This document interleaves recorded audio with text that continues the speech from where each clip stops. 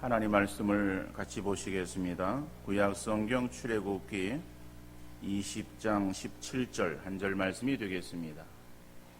구약성경 출애굽기 20장 17절 한 절 말씀을 제가 읽어드리겠습니다.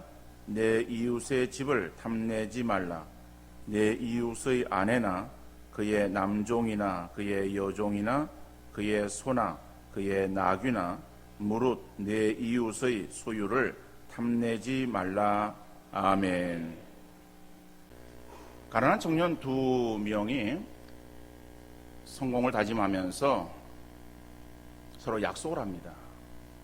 평생 하나님께 11조를 드리자라고 하는 언약을 합니다. 시간이 지나서 한 사람은 목사가 되었고 한 사람은 사업가가 되었어요. 사업가가 된 친구는 번창하자 처음에는 맹세한 대로 11조를 꼬박꼬박 하나님 앞에 드렸습니다. 그러나 수입이 늘어나서 수십억 원이 넘는 큰 돈을 벌게 되면서 고민에 빠지기 시작했어요. 그래서 그 사업가 친구는 목사 친구를 찾아와서 상의를 하는 거예요. 여보게 친구, 내가 젊은 시절에 자네와 맺은 언약을 취소하고 싶네. 내가 10만 원씩 11조를 드릴 때는 조금도 아깝지가 않았는데 이제 몇억 원을 11조를 드려야 되니까는 아까운 마음이 든다네. 그러자 이 친구 목사는 무릎을 꿇고 하나님 앞에 기도합니다. 하나님, 내 친구가 수십억 원 돈을 버니까는 탐심이 생겨서 11조를 안 하려고 하니까는 기쁜 마음으로 11조 드릴 수 있도록 10만 원 11조 하는 사람 되게 해주세요. 기도했다는 거예요. 그냥 이야기예요. 여러분, 11조 많이 하는 것은 참 감사한 일이죠. 그런데 11조가 늘어나기를 위해서 우리가 기도해야 되겠지만은 수입이 늘어나서 부유해지는 것은 좋지만은 그와 더불어서 우리 마음속에 드는 탐심은 경계해야 될 거예요. 오늘 10계명 중에서 마지막 10번째 계명인 내 이웃의 집을 탐내지 말라. 탐심에 대한 그러한 경계의 말씀입니다. 따라서 오늘 이 17절 상반절에 보면은 내 이웃의 집을 탐내지 말라. 그 첫 번째로 내 이웃의 집. 이웃의 집이라고 하는 것이 어떠한 의미를 가지고 있는가라고 하는 거예요. 집이라고 하는 것은 뭐 장막이나 어떠한 저택, 저장소라고 하는 건물의 의미를 담고 있습니다. 그런데 이것은 그런 어떤 건물 자체만을 말하는 것이 아니라 그 안에 재산이나 가족이라고 하는 그러한 의미까지 함축되어져 있는 단어예요.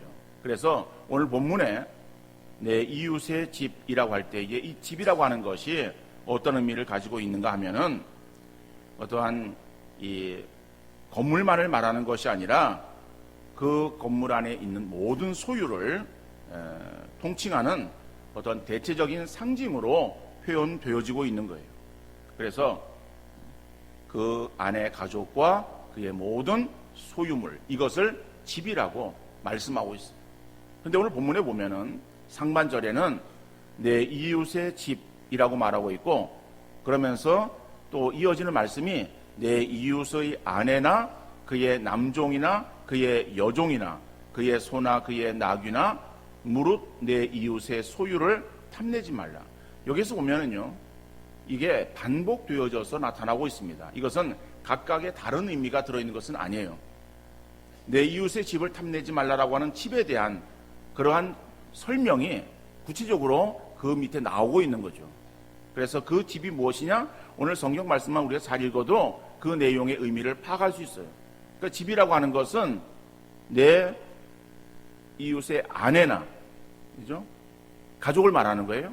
그 다음에 남종이나 여종이나 소나 나귀, 모든 소유예요.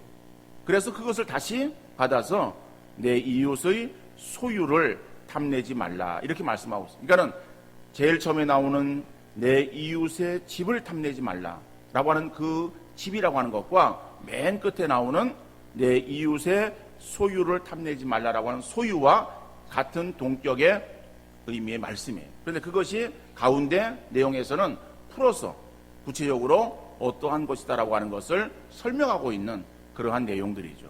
그래서 집이라고 하는 것을 우리 일반적으로 생각할 때에 어떤 건물, 그 집이 좋다라고 하면은 건물 자체만을 우리가 집이라고 생각을 합니다. 그런데 오늘 본문에서 말씀하고 있는 집이라고 하는 것은 이것은 건물 그 자체만을 말하는 것이 아니라 건물과 또 그 안에 들어있는 가족과 그리고 모든 소유물들, 이것을 포함한 넓은 의미에서의 그러한 집을 말하고 있는 것이죠. 그런데 이 집이라고 하는 것이 단지 그냥 그렇단다면은 우리가 어떤 건물 그 안에 존재하는 어떤 소유, 가족 이런 것만을 의미하는 것인가 라고 하는 것으로 우리가 보는 것이 아니라 하나님께서 한 남자와 한 여자를 짝지어서 한 가족이 되게 하셨어요. 그리고 그 가족이 가정을 통해서 행복한 삶을 살아갈 수 있도록 그 안에 소유물들을 허락해 주셨습니다. 그러면은 그 소유물들은 그 가족의 편의를 위해서, 행복을 위해서 허락하신 것들이에요. 그러니까는 그 하나님께서 그 가정을 허락하시고 그 안에 모든 것들을 다 허락해 주셨는데, 근데 그것을 내가 탐한다 라고 하는 것은 이거는 하나님께서 허락하신 하나님의 뜻에 대한 정면으로 이거는 대치되어지는 그러한 것임을 말하고 있습니다. 그러니까 단지 이것은 저것이 이래가지고 나쁜 마음을 품었다 라고 하는 것으로 끝나는 것이 아니라 더 나아가서 이것은 하나님의 정해놓으신 그런 어떠한 뜻을 위배하는 그러한 잘못이라고 하는 것으로 우리가 이해를 해야 될 것입니다. 더 나아가서 우리는 어떠한 삶의 공간을 구분할 수 있어야 돼요. 나의 것과 남의 것을 구분할 수 있어야 된다는 거예요. 내 것이 귀해요. 그러면 내 것이 귀한 만큼 다른 사람의 것도 귀하다. 그럼 내 것을 아끼면은 다른 사람의 것도 귀하게 생각하고 그것에 대해서 존중해 주어야 되는 것이죠.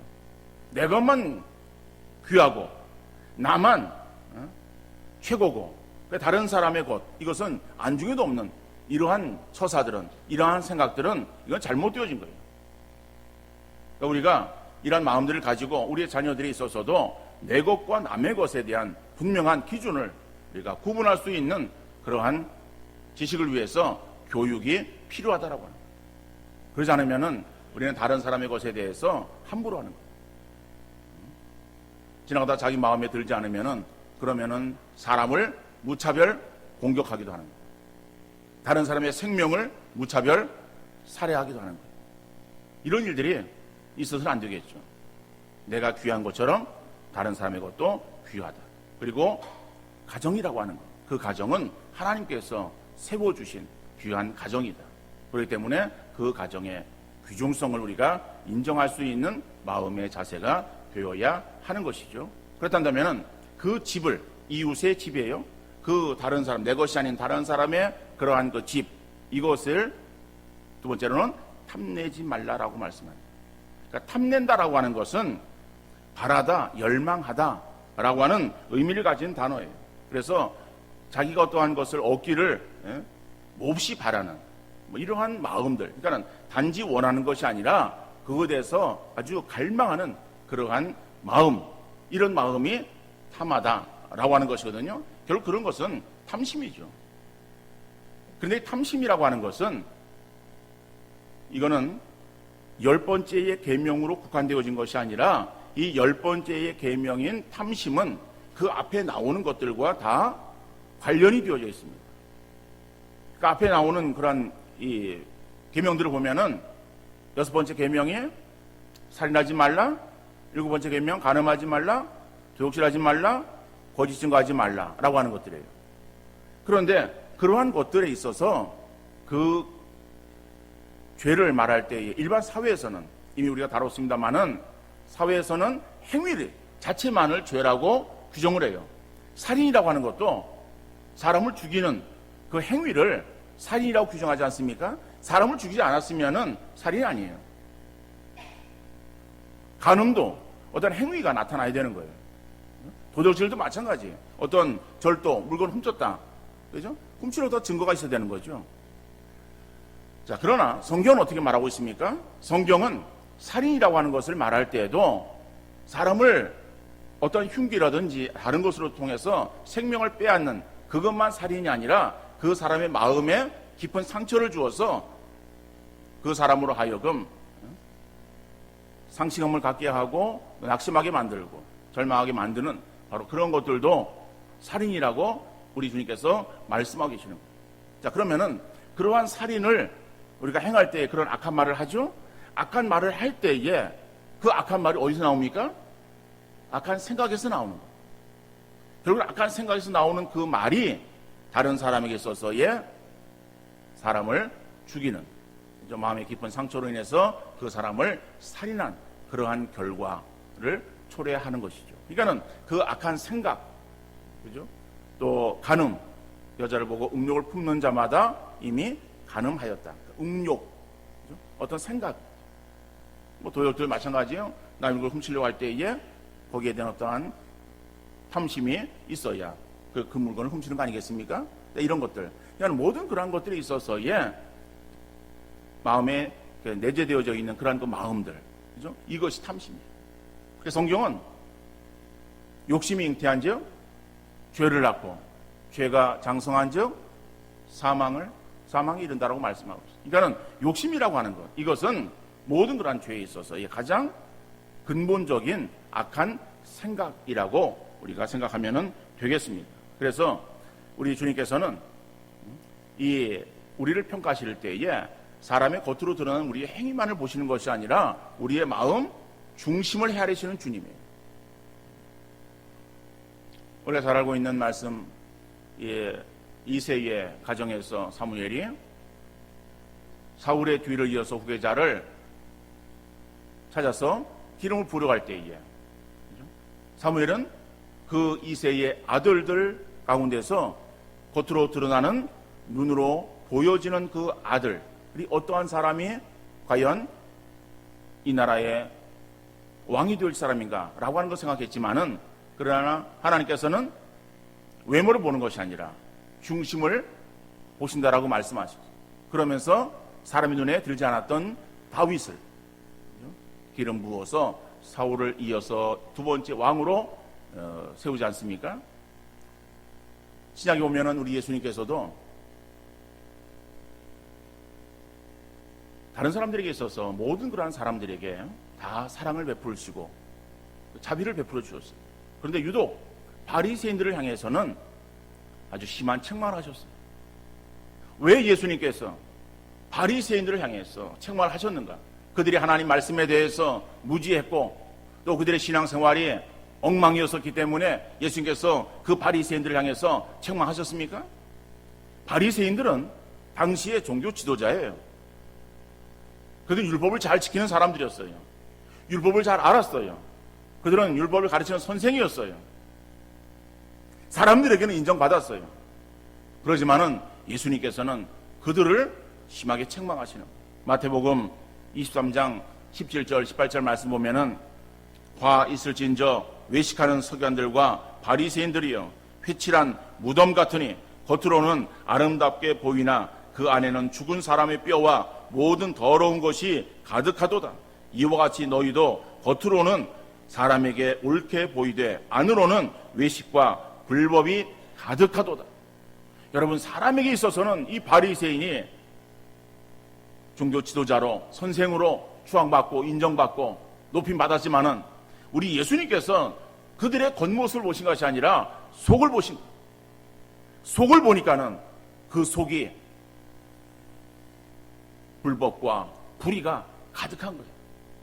겉으로는 안 그렇겠지만은 속으로는 그러한 악한 생각들을 가지고 있는 그 바리새인들을 향해서 예수님께서 책망하신 거예요.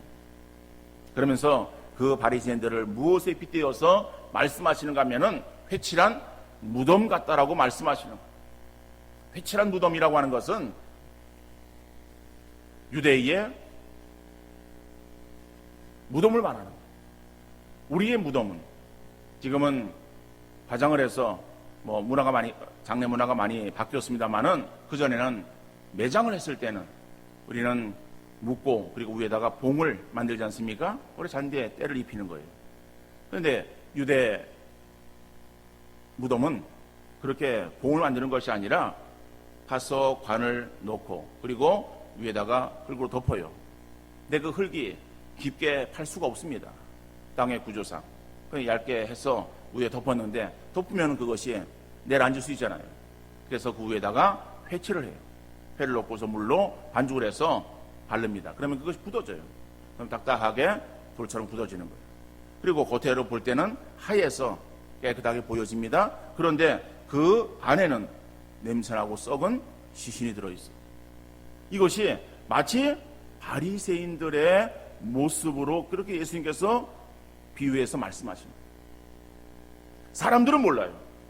그러나 예수님께서는 그들의 속을 보시며 그 속에 냄새나는 것에 대해서 역겨워하시며 그리고 책망하셨던 거예요. 여러분, 오늘 우리 그리스도인들이 이 땅의 삶을 살아갈 때에 겉으로 드러나는 그러한 그 모습으로 우리가 그런 척하는 그러한 신앙생활로 우리 스스로 안위받거나 다른 사람들에게 주어지는 칭찬으로 우리가 만족해서는 안 될 것입니다. 우리의 궁극적인 평가는 사람에게 받는 것이 아니에요. 사람에게 있어서 어떠한 평가가 주어졌다고 그것이 올바른 평가는 아닙니다.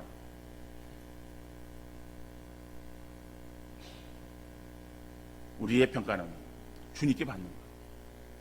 아무리 이 땅 위에서 있을 때에 야, 우리 목사님 최고다 라고 그러한 명성을 얻다 할지라도, 그러나 제가 주 앞에 갔을 때에 그럴 때 주님께서 네가 누구냐라고 만약에 물으신다면 제가 얼마나 부끄럽겠어요. 그러니까 우리가 사람에게서 들려지는 어떠한 그러한 평가, 이것이 전부인 줄 알고 그것에 도취되어서 그래서 적당하게 신앙생활을 행하고 겉으로 드러나는 그러한 모습만 신앙인 어떠한 무늬를 드러내는 것이 아니라 정말 우리의 중심에 있어서 하나님이 원하시는 그러한 신앙의 삶을 살아갈 수 있도록 힘쓰는 우리의 모습이 되어야 될 줄로 믿습니다. 예수님께서는 이 바리새인들에 대해서 여러 가지 모양으로 책망하셨어요. 한 번은 바리새인들이 예수님을 찾아왔습니다. 근데 예수님의 제자들이에요. 음식을 먹는데 손을 씻지 않고 음식을 먹었어요.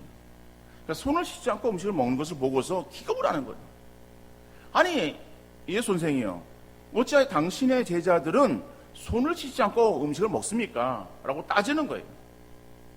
유대 전통에는 음식을 먹기 전에 손을 씻어야 됐습니다. 위생상으로 손을 씻는 것만이 아니라 그들의 어떠한 정결 예식으로 인해서 손을 씻어야 음식을 먹도록 되어 있어요. 그러니까 그것이 안에 어떠한 규례로 의례의 것을 그냥 행하는 거예요. 그러니까 형식적으로 그것을 지켜왔었던 것입니다. 사실은 위생상으로도 손을 씻고 먹어야 돼요. 왜냐하면 그들은 수저를 사용하지 않았습니다.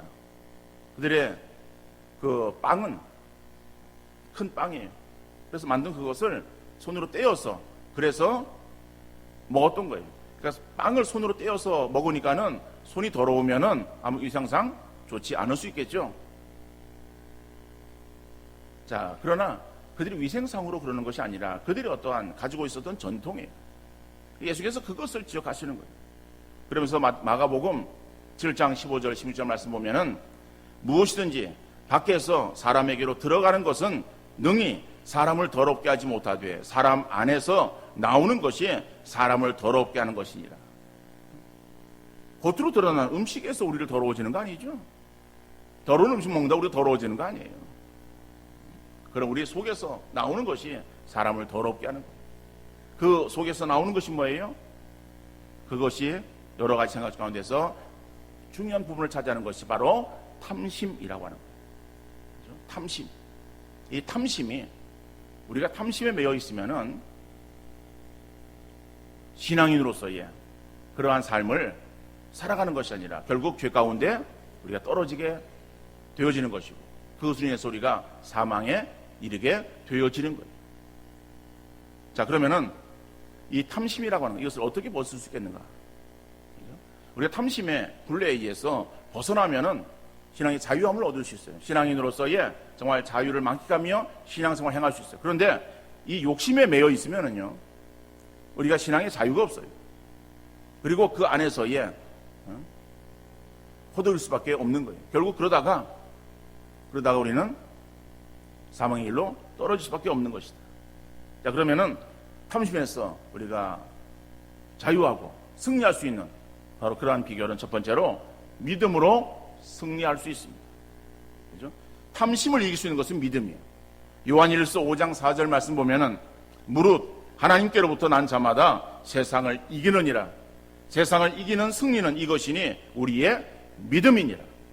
우리가 믿음으로 탐심을 이길 수 있고 결국 우리의 신앙의 삶에서 승리의 삶을 살아가게 되어질 줄로 믿습니다. 그러면은 탐심이 이길 수 있는 믿음은 어떤 믿음인가? 이 믿음이라고 하는 것은 이거는 모든 것을 주관하시는 하나님을 온전히 믿는 믿음이에요. 이거는 우리의 믿음의 가장 기본적인 것이죠. 하나님을 온전히 믿는 거예요. 근데 그 하나님이 어떠한 하나님이시냐? 그 하나님이 우리의 모든 것을 주관하시는 전능하신 하나님, 나의 보호자가 되시는 목자 되시는 하나님, 이 하나님을 향한 믿음이 있어야 됩니다. 그 믿음을 자꾸 떨어뜨리는 것이 욕심이라고 하는 거예요. 그러니까 사람이 욕심에 치우치면요 하나님이 안 보여요. 그러니까 하나님이 안 보이고 욕심에 그러한 이 굴레에서 벗어나지 못하고 그 안에서 허덕이는 거예요. 허덕이다가 인생 마감 짓는 거예요. 여러분, 왜 욕심에 우리가 치우치게 되는가 하면은 하나님을 우리가 전적으로 바라본 믿음이 우리가 없거나 약해지면은 탐심에 호로가 될 수밖에 없다라고 합니다. 우리 세상을 살아가면서 우리가 무엇을 의지하는가 한번 생각해 보세요. 대부분의 세상의 많은 사람들은 욕심에 끌려 살아가요. 그리고 그 욕심에 무엇의 욕심인가 하면 돈에 대한 욕심입니다. 이상의 것을 대표하는 건 돈이에요. 그래서 돈이 내게 많으면은 그러면은 우리의 삶에 안정감을 누리는 거예요. 근데 돈이 없으면은 우리가 불안해하는 거예요.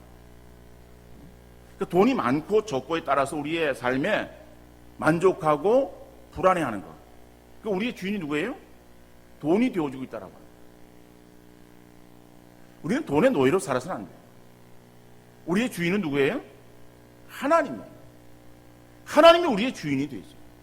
그래서 그 하나님이 정말 나와 함께 하심을 확신하면은 우리는 하나님으로 인해서 기뻐하는 거예요. 하나님으로 인해서 즐거워하셨어. 왜? 하나님이 나의 보호자가 되셔서 나의 삶을 하나님의 뜻대로 인도해 나가시는데 내가 거기 있어서 염려하고 걱정할 것이 뭐가 있겠는가? 우리 이 믿음이 있으면은요, 우리의 주어지는 어떠한 상황 속에든지 우리가 만족해 할 수 있고 그리고 즐겁고 행복한 삶을 살아갈 수 있습니다. 근데 그러지 못하면은 우리는 늘 불안해하는 거예요. 다른 사람과 비교하고 그래서 왜 나에게는 없는가라고 하는 그것 없는 걸 생각하면서 불평하고 원망하고 아둥바둥거리고 그것만이 우리의 목적인 양 그것에 치우쳐 살아가다 보면은요 우리 인생 정말 하나님이 원하시는 그러한 삶을 사는 것이 아니라 부끄러운 남김이 없는 그러한 삶을 살아갈 수밖에 없는 것이다. 그러니까 하나님이 전능하신 하나님, 바로 그 전능하신 하나님이 나의 보호자가 되시고 인도자가 되신다라고 하는 그러한 그 믿음의 고백, 다윗이 고백했던 것처럼 여호와는 나의 목자시니, 그렇죠? 이 목자 되시는 하나님을 더욱더 의지하고 바라보는 믿음으로 나갈 때에 우리는 이 탐심의 굴레를 벗는 승리의 삶을 살게 되어질 줄로 믿습니다. 두 번째로는 영원한 것을 소망함으로 승리할 수 있어요. 여러분, 우리가 이 세상을 살아갈 때에 이 세상이 영원합니까? 잠시 가는 세상 아닙니까? 우리가 이제 지나온 시간들을 보면은요, 벌써 그렇게 되어졌나라고 우리 그렇게 생각할 수가 있습니다. 시간은 참 빨리 지나가는 것 같아요. 시간이 빨리 지나간 것처럼 우리의 남은 시간도 얼마 남지 않았다라고 하는 것을 인식하면서, 그렇다면은 우리의 목적을 어디에 둬야 될 것입니까? 우리의 목적을 이 땅 위에 정말 지나가는 그러한 그 과정 속에 있는 이 땅 위에 우리의 삶의 어떤 목적지인 양 생각하고 사는 것이 아니라, 우리에겐 영원한 목적지가 있음을 인식하고 그 목적지인 본향을 바라보는 믿음으로 살아가는 우리 귀한 성도 다 되어질 수 있기를 간절히 바랍니다. 이상의 삶의 목적이 되어서, 돈이 목적이 되어서 돈만을 바라보면서 아등거리고 살아가는 사람들, 그 돈이 우리에게서 만족을 줍니까? 돈이 얼마나 있어야 우리가 만족을 합니까? 돈이 많다고 우리가 무슨 한꺼번에 옷을 막 껴입을 수 있습니까? 요즘 같은 날은 옷을 껴입기 원하는 것이 아니라 자꾸 벗기를 원하잖아요. 뭐 반팔만 입어도 생활할 수 있을 정도의 그런 날씨예요. 근데 이런 날씨에다가 돈 있다고 거기에다가 긴팔 옷 입고 거기다가 외투까지, 털 외투까지, 고급 외투까지 껴입으세요. 그게 만족한 삶입니까? 돈 있다고 하루 3끼 이상 밥 먹는다고 만족합니까? 여러분, 3끼 이상 먹으니까는요, 어때요? 힘들어. 3끼 밥 먹었는데 그 이외의 시간에 초대되어서 어디 가서 앉아서 밥을 먹으려고 그래 보세요. 즐겁습니까? 돈 있는 사람이나 없는 사람이나 하루 3끼 먹는 거죠. 우리가 입는 옷, 그죠? 생활하는 그런 것에 우리가 만족을 해야 되는 것이, 자꾸만 우리가 더 많은 것 우리가 자꾸만 구하다 보면은 소금을 먹는 것처럼 자꾸 만족감이 없는 그러한 갈증만 느끼는 삶을 살아갈 수밖에 없는 거예요. 진정한 부자가 어떤 사람이냐? 돈이 많은 사람이 부자가 아니죠. 정말 자기의 주어진 것에 감사하며 잘 사용하는 사람이 진정한 부자인 것입니다. 남미 베네수엘라에 조지 메이슨이라고 하는 그러한 한 사업가가 있었어요. 이 사람이 아주 억척스럽게 돈을 벌었어요. 근데 억척스럽게 돈을 버는데 그것이 이 직원들의 월급도 적게 주는 거예요. 그리고 휴가도 적게 주고 뭐 이러면서 돈을 모으는 거예요. 그 사람의 유일한 낙이 있었어요. 그 낙은 무엇인가 하면 그 사무실에 뭐 자기 키보다 더 큰 큰 금고를 하나 딱 놓고 거기다 돈을 이제 이렇게 모으는 거예요. 근데 이제 일과 끝나고 나면은 수입이 얼마나 되어지나 그 안에서 돈을 세는 것이 하루의 그 낙이에요. 그런데 성탄절이 가까워집니다. 성탄절 가까워지니까는 이 큰 이 대목을 보는 거예요. 그러다 보니까는 막 돈이 막 들어오는 거예요. 성탄 이브날 굉장히 큰 많은 돈을 벌었어요. 그래서 이제 밤이 되어서 그 금고 안에 들어가서 돈을 세는 거예요. 기쁨으로 돈을 세는 거예요. 그래서 하다 보니까는 그리고 나오려고 그러는데 그만 문이 닫혔어요. 이미 직원들은 다 퇴근을 했어요. 그런데 그 금고에는 마치 작은 구멍이 있어서 숨은 쉴 수가 있었어요. 그렇지만은 24일 밤에 거기서 지나는 거예요. 근데 연락할 가족도 없고 자녀도 없어요. 25일은 휴일이에요. 근데 누가 오질 않아. 그냥 거기서 꼼짝없이 하루 갇혀 있었어요. 26일 되어져서 아침에 이제 직원이 출근했어요. 출근해서 보니까 금고에 열쇠 꽂혀 있어. 이상하게 해가지고 해서 우리가 그 안에 주인이 있는 것을 이제 이렇게 구해준 거예요. 그러니까 이 주인은 그죠? 2박 3일 동안 그 금고 안에 갇혀 있었던 거죠. 그러니까 금고 안에서 지옥 같은 시간을 보면서 이 사업가는 깨달았어요. 돈이 전부가 아니고 돈의 포로가 되어진 곳이 지옥임을 깨닫고 그 이유는 좀 바뀌어진 새로운 생활을 했다는 그러한 이야기예요. 여러분, 그렇습니다. 우리가 목적하는 것이 무엇입니까?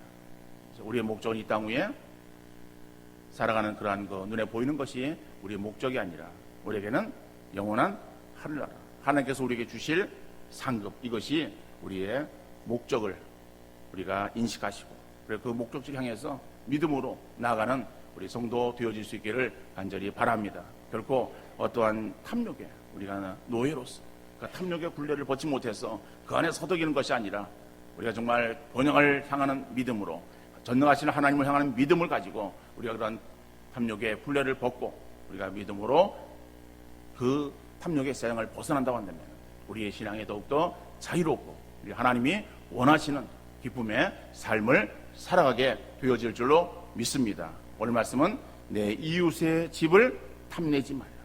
탐심의 그런 세상을 벗어나는, 그래서 정말 승리의 날개를 달고 벌벌 정말 마음껏 주님을 기쁘시게 해드리는 우리 신앙의 성도 되어질 수 있기를 주님 이름으로 축원합니다.